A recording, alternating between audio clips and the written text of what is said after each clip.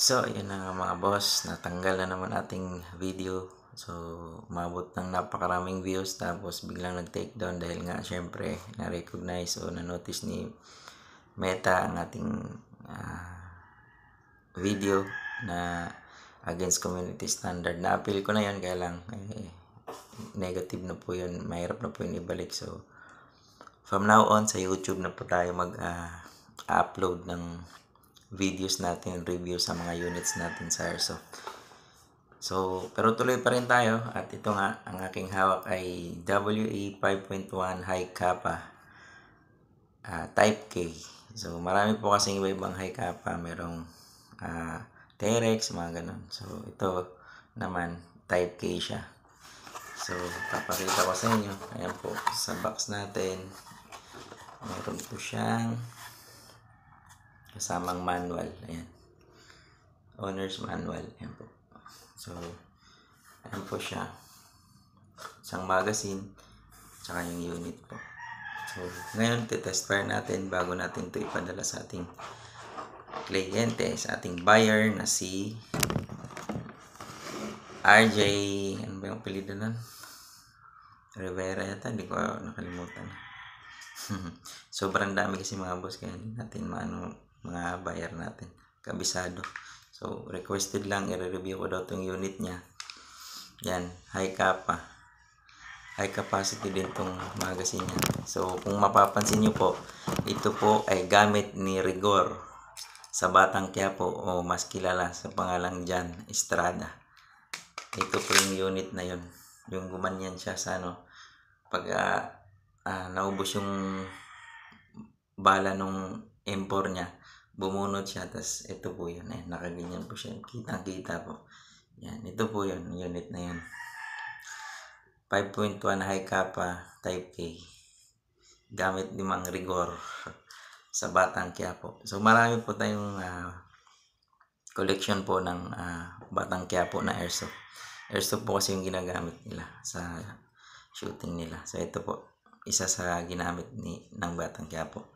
So ngayon, test fire natin na.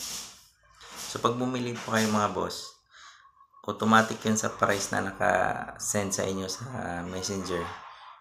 Kung ano po yung price nandun, automatic kasama po yung isang kanang gas, tsaka 4,000 rounds na bala na .23. Bakit .23 ang ilalagay ko? Kasi ito po ay compatible sa mga pistol. Medyo mabigat po ito kumpara sa .20 na magaan. Kapag kayo tinatarget mo sa malayo, lumilis po yung bala, gumaganyan.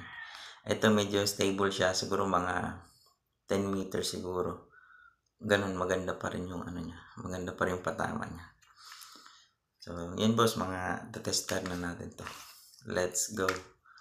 So ganun pa rin paglagay ng bala, naka upside down,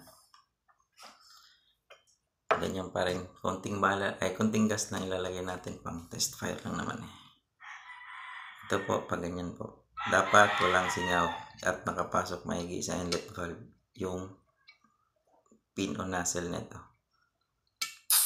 Yan, okay na po yun. Tapos papakinggan nyo po kung may tunog. Kung may tunog yan, ibig sabihin singaw. So wala.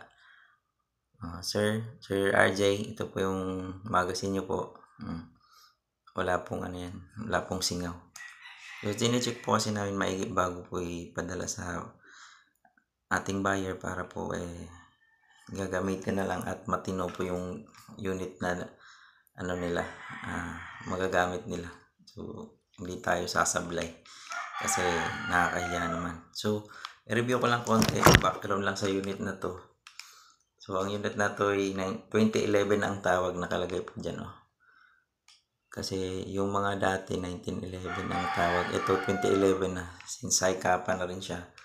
So napansin nyo po, mayroon po siyang yung rear sight nya, mayroon ditong tornilyo, pwede pong tanggalin yan tapos papalitan ng red dot, yung RMR o yung EOTech. Meron din po kami nun nilalagay dito, tatanggalin lang po yung tornilyo na yan, tapos pagtanggal mo yung mount, ipapalit, tapos yung red dot. So hammer siya, hammer type siya, yan. Hindi po yan siya, tapos may safety dito. Kapag kayo naka-up yung safety, hindi po siya uutot. Tapos pag dinown, tapos kalabit, papalo siya. Tapos isa pang safety niya, yung safety grip niya. Kapag kayo hindi mo yan napindot, tapos kakalabit ka, hindi yan puputok. Halimbawa to, kakalabitin ko na hindi to pindot. Ayan, hindi po yan siya papalo yung hammer. Ayan. So pag naka-grip ka dyan, tapos kalabit, papalo po siya. Okay mga boss. So ano pa? Ay, ito pa rin, naka-ano rin siya, tactical yan. Ito, pwede mo siya lagyan ng laser. Yan, dito po sa ilalim. Yan. Yan po.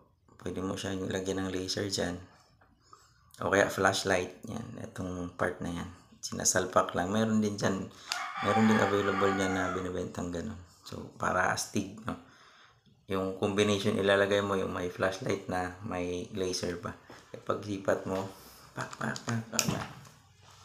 Ganda.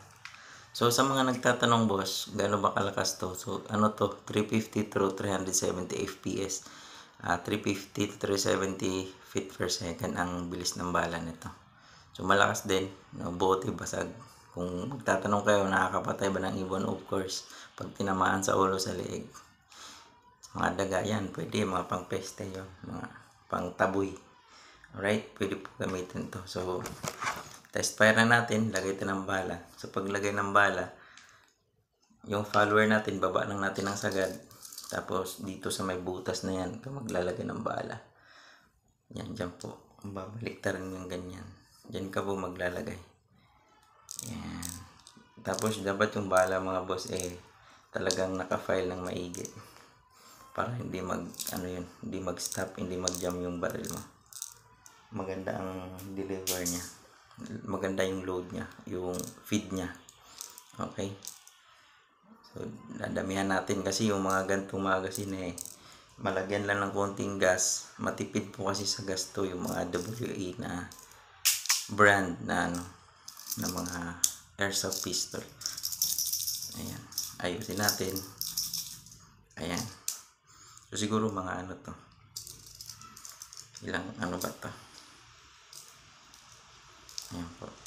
Mga boss, follow nyo na lang po ako sa page ko, sa Tactical Alley, tsaka subscribe na lang po kayo sa YouTube channel ko, Tactical Alley din.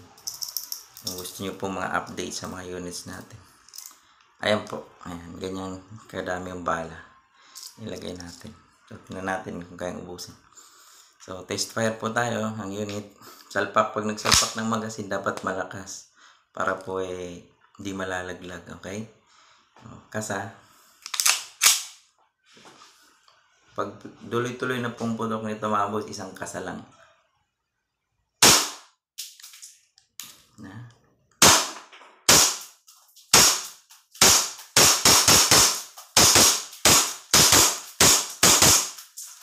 Mga boss, yan.